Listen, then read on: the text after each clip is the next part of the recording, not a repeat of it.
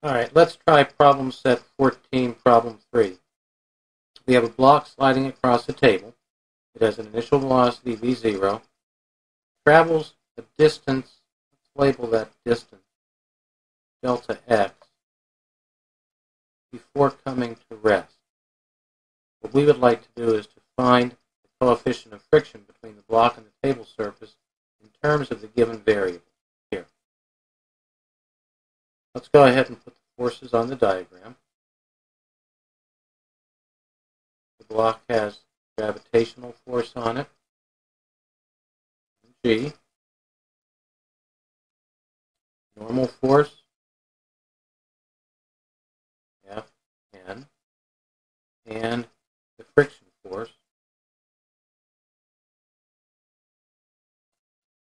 force of friction.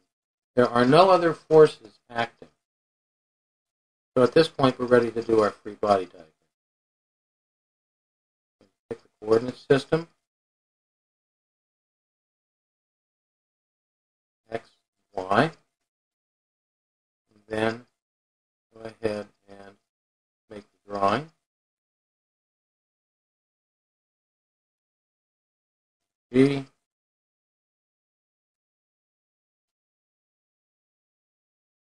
Fn, and force of friction. I don't have to draw this again, since these vectors are already in component form, and we can write our x and y equation.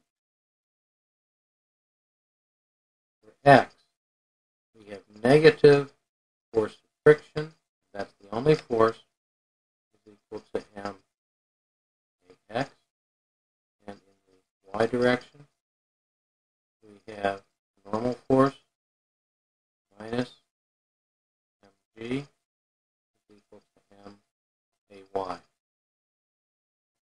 The y acceleration is 0. The box is sliding right across the table.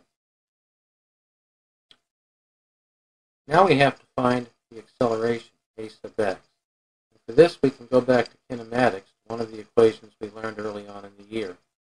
If you remember, we derived an expression that said twice the acceleration times the displacement is equal to v final squared minus v initial squared.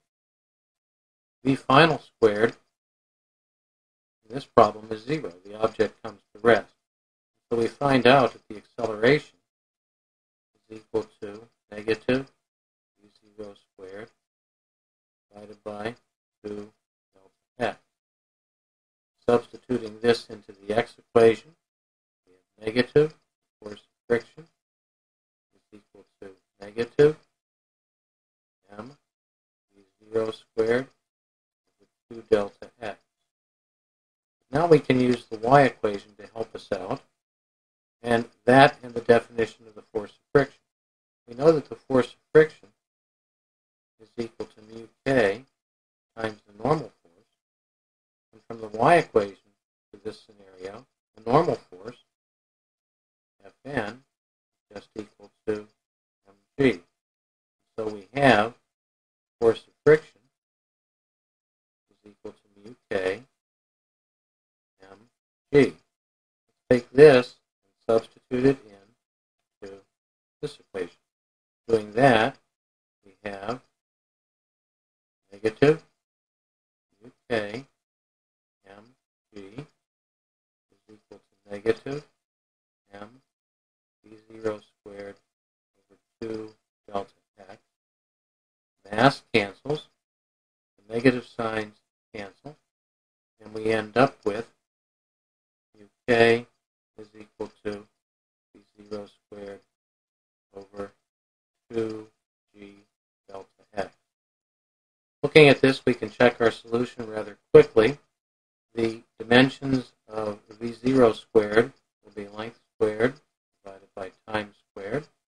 We're going to divide that by the units of acceleration times displacement.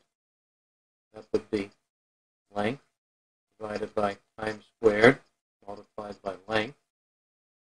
Sure enough, we end up with a dimensionless quantity coefficient of kinetic friction is dimensionless. Problem is solved. K is equal to V0 squared divided by